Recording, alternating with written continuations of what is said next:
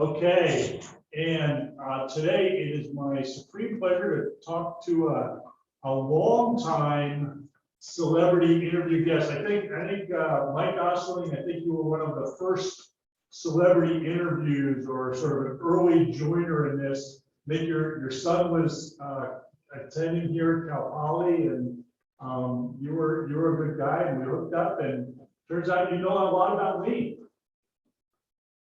Yeah, I've got bruises to prove it. Yeah, well, there you go. So I'm gonna, Mike has, I got 20 plus years, I guess you stopped counting after a while, experience in lean. The majority of his experience is in lean is originally in manufacturing, but since then has extensive experience in professional services, offices, construction, energy, agriculture, healthcare, financial services. Mike has done it all. Currently, he's an independent consultant. He's kind of living the dream. So if you guys like this stuff and do this really well, you can someday, be the next Mike Osterling. So Mike, welcome to the interview. Eric, great to see you. And actually, I knew you before my son even went to Cal Poly. Okay. Yeah, because you actually gave him a tour when we were looking at schools, and you're part of the reason that he chose SLO. Well, good. Yeah, Ryan's a good guy, and let's see if he's still doing well. So Mike, just to start us out, tell us a little bit about independent consultant. So what is that? So what do you actually do, for a job? Can you make money? What's that? Can you make money doing that? You can make money doing that if you know what you're doing. And that's part of the challenge. And actually, it's interesting because a lot of people think consultants come in with answers. And that's, well, I was going to say tongue in cheek. No, we really mean it when we talk about improving processes. What you don't want to do, and I was an internal manager. I had close to 20 years of internal experience before I got into consulting. But we say, hey, you don't want managers fixing problems because more often than not, they don't have a good understanding of what's really going on, because it's the people that are doing the job on a day-to-day basis that best understand problems and more often than not have fantastic insights on how to improve it. So as a consultant, it's even magnified. One of the things I say is, you don't want me to fix your problems. And so what some of the things that I do, Eric, is I get involved with some classic training and things like that, but a lot more in developing people's abilities to learn how to see and solve problems. Mike, I think that's a great insight too. And there's actually, I think, a lot of parallel to what the students are doing with their mini projects. I think they sort of do have the perception that it's their job to solve the problem. But really, if they can engage the people that are doing the work and engage with the owners and the people doing the serving and things like that, the answer is probably there, right? And they don't have to do quite as much work as they think they have. Yeah, I think that's true. And one of the things we're trying to do, have you talked to these guys about pull systems yet? Probably not.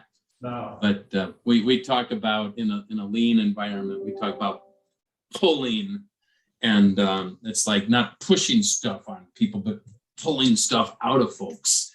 And so one of the things we're trying to do when we engage with the people that understand the process best and with the subject matter experts is pull their ideas out. Because I think a lot of people attending this session have probably been victims of change. It's like, oh God, here, we're going to fix this thing. This is the right way to do it.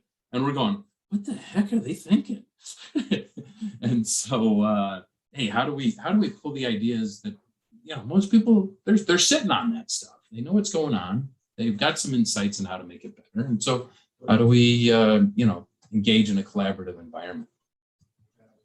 So Mike, I know you've got a long history, and I think in my first class, I talked a little bit about my lean journey, and I know you've got a lean journey that you've been on. Can you tell us, how you started and how you got to your current position? Like, what were the phases or the steps? Yeah, it's an interesting story, and we stumble on luck sometimes, but we need to be positioned to take advantage of opportunities. But I started out in manufacturing, or actually materials management and manufacturing. I worked for a big multinational company, and I started out materials management and spent most of my time in manufacturing management. I ran a plant for a while. And I remember one of the VPs of our business unit came down and visited our facility. I'm based in San Diego. And actually at that point in time, I was working in Tijuana.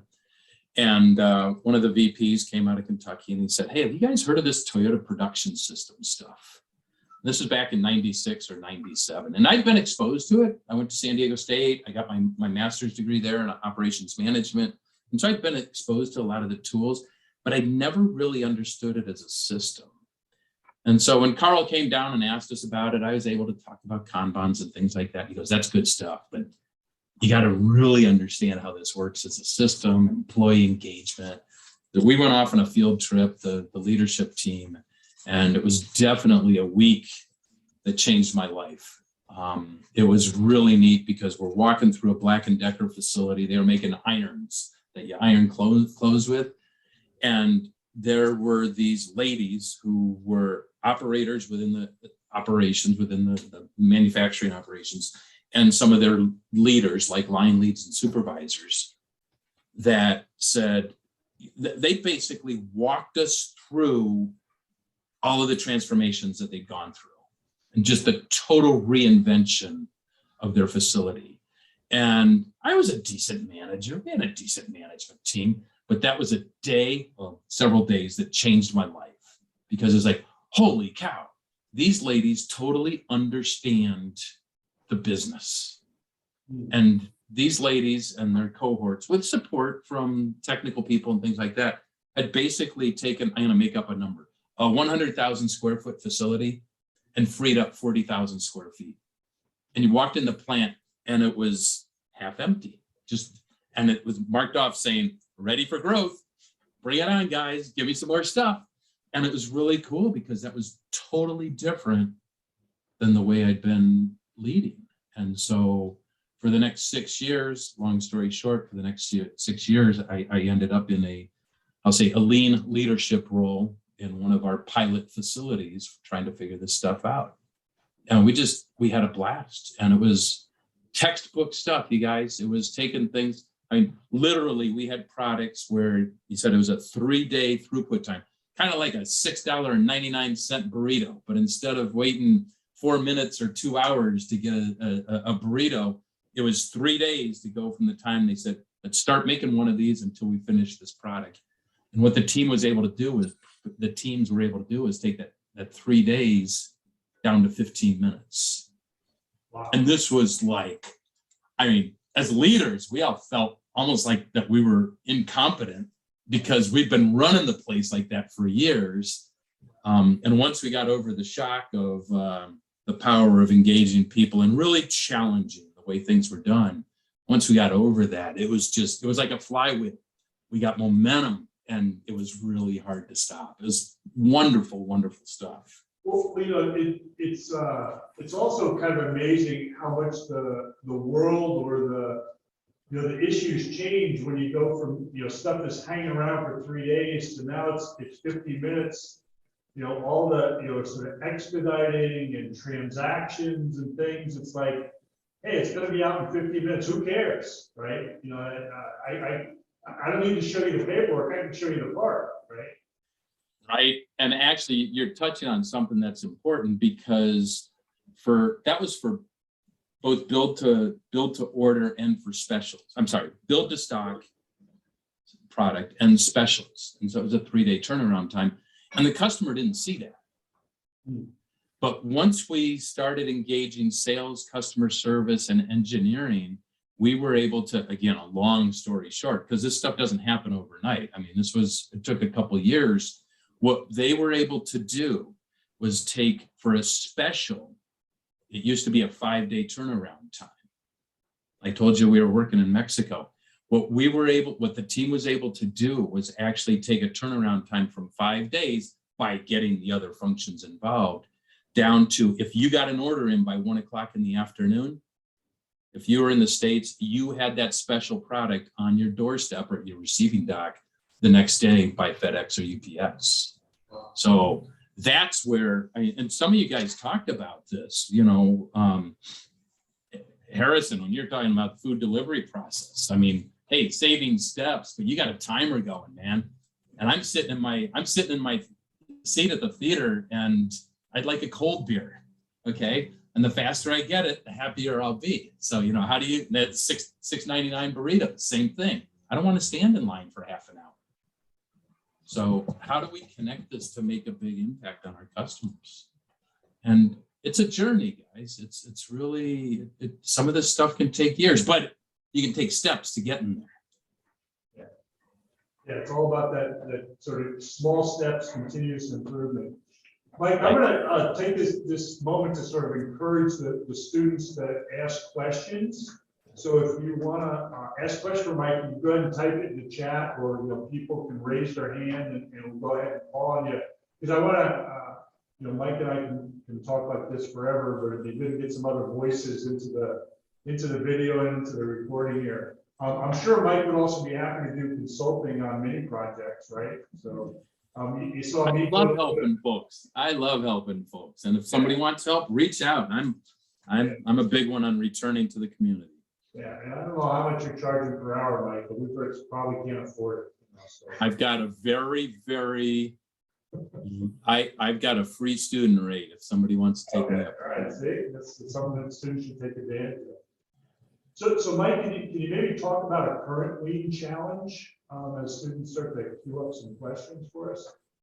Yeah, absolutely. A current lean challenge, and maybe kind of stretching the definition of current, I suppose.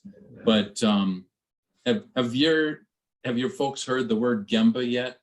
GEMBA? I don't know if we've formally. They heard it when we talked about Gemba Academy. Yeah. Okay. All right. Academy stuff, yeah. So Gemba, the Japanese word, loosely translates to the real place. That's where the work occurs. And so when we talk about improving and process improvement, it's like, go to Gemba, get out there, don't fix stuff from your office. And so historically, as a consultant, 95% of the work that I've done has been on site with clients. And we know when the stuff hit the fan 2 years ago, that kind of changed that whole dynamic. And so one of the current challenges, if we extend that definition of current, has been, how do you transition improvement activities that are supposed to be Gemba centric to a remote workforce? And when that challenge was laid out to me by clients, to be honest, I was a bit paralyzed for a few weeks. And the first thing we do is go into denial. Oh, COVID will only last a month or two, right?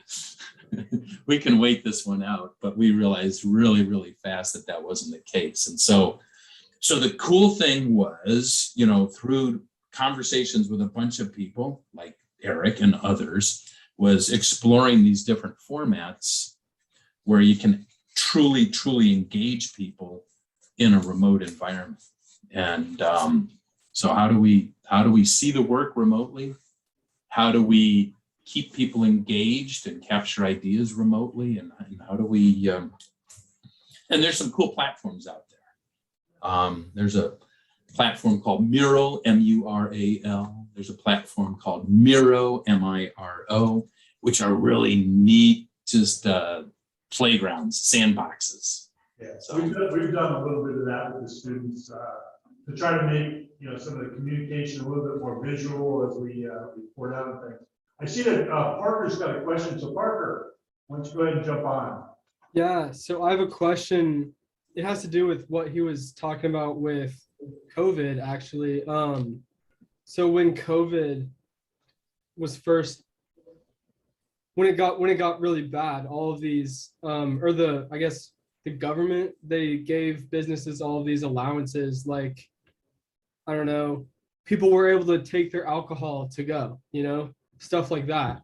But now that COVID is starting to get a little better, they're starting to rescind all of those allowances. So I'm wondering, how does a business stay flexible and adjust to all of these different things that the government just gives or takes away? Governmental influences on business and COVID, how do they stay flexible to things like that? Yeah, I don't know the exact answer to your question, Parker, and it's an important question that you're asking, but it's there's a word out there called paradigm. A paradigm is kind of a fixed way of thinking. This is the way that I see the world, and way too often in business, as leaders, we have these fixed paradigms. And so I think something that's very, very important is paradigm pliancy. Paradigms aren't bad necessarily, but really getting stuck in that paradigm sucks. And so I think there's some things that we need to do, that leaders need to do, including, truly having truly being open and receptive to new ideas. I think another thing that's really important, and this isn't just for leaders, this is for everybody, is to have this innate sense of humility and recognizing that not all of us need to be experts on everything. And hey, so that conditions change, let's be really open and have a culture of, come on in, guys, let's talk about this. We just changed. Now we can sell. We can't serve. We're not allowed to serve indoors anymore, and we don't have an outdoor patio. What can we do? And really being open and engaging with the people. One person cannot solve all the problems. Yeah, Mike, I'm similar to you. I'm not exactly sure what to do with the rollback phenomena. But I think that the nice thing, one of the things about COVID was, it did force us to question our current paradigms, quite a bit, and just to recognize that, look at some of the things that happened during COVID. I can't tell you how many wet signatures on documents at Cal Poly went electronic, like instantaneously. When all of a sudden that hit, right? It's like, no, it's always got to be wet signatures. I can't take an electronic signature. It's false. It's against the law. And then boom, all of a sudden it wasn't anymore, right? Some of that stuff is not going to come back. I'm not sure they did the electronic versions as well as they might. So that's kind of a question, right? There's still a lot of waste in some of the electronic stuff, but. I think a piece of it too is kind of aligning around what's the burning platform, what's the crisis, and making sure that we're doing a really good job of communicating that and saying, okay, we need to make changes. Here's the purpose. Here's where we need to go. And it's not always, you may have a moving, burning platform, but we need to recognize those and be able to respond. And we can't do it with just a small core of the company focusing on making things better. We got to be creative. So let's try to get one more student question in here. So anybody can. We got one in class. You got one in class. Oh, there we go.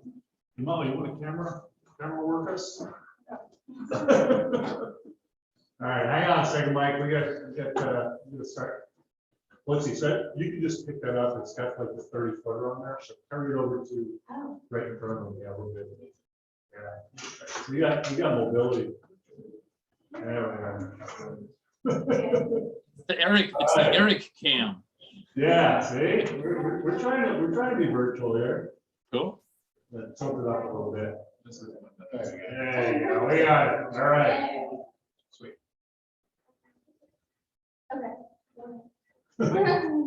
So question, have you throughout, when you were managing or through consulting, has a company come up to you saying that we need to improve a process as well as reduce our emissions or do something to reduce our environmental impact? Because for most of the time when we're improving processes, we're saving energy, which completely translates to that. So I don't know if you've done it before and after with that, if companies have come directly to you for that, or that was just an artifact of what came out of what you did for that company. Yeah, I mean, I can think of, what's your name? Nick, I'm Nick. Nick. Yeah, no problem. Thanks, Nick. Nice meeting you. Thanks for the question. Actually, when I was internal, so this was, I won't say it was before its time, but this is 20 years ago. I remember we had specific something called Kaizen events, which Eric will probably talk to you guys about, but small, focused team activities looking at reducing waste streams. And so it's like, okay, are there waste streams we can eliminate, chemicals that we're using, or that we can significant, and those were measurable objectives.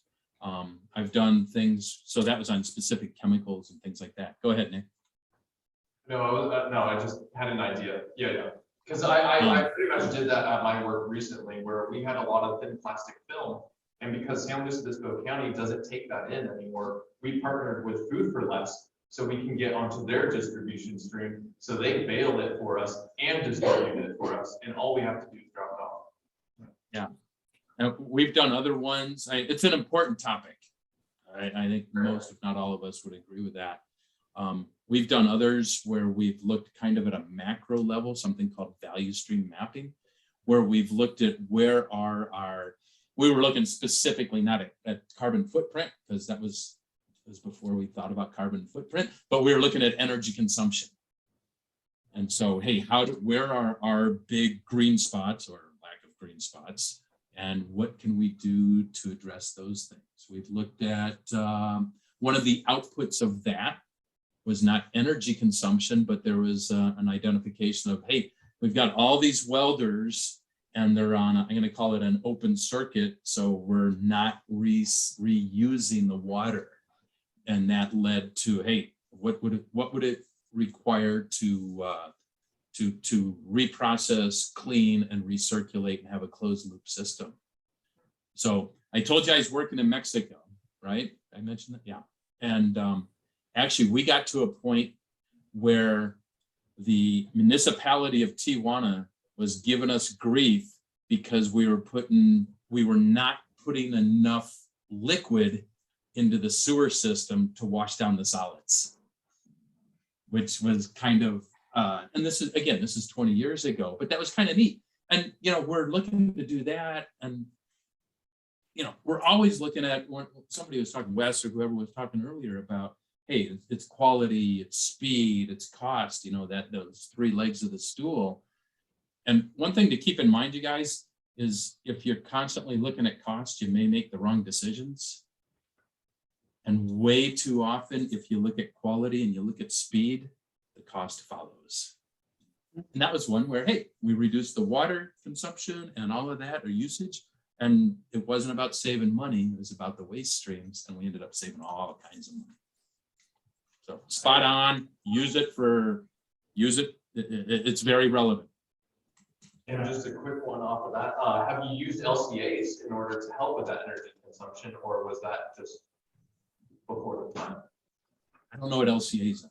Life cycle analysis. Oh, okay, yeah, total life cost. Yes and no, I haven't done a lot of LCA type stuff, but it's definitely, we've looked at value streams all the way from product conception through disposal. And so yes, I'll amend my statement. Yes, we have.